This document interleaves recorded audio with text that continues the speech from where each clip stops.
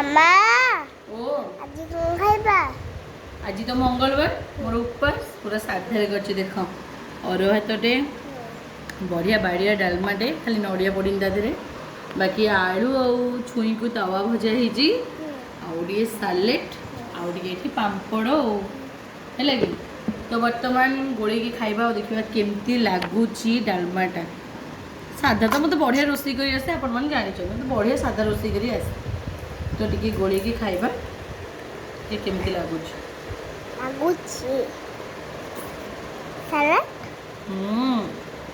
जीरा लंका पर डालमा पूरा A1 मस्त लगुच सहित आलू भजा सहित टी सालेट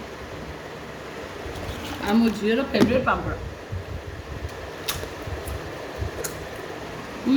झी सब बढ़िया लगे आ लेट कर खाईदे पुणी के कम आस Long stage.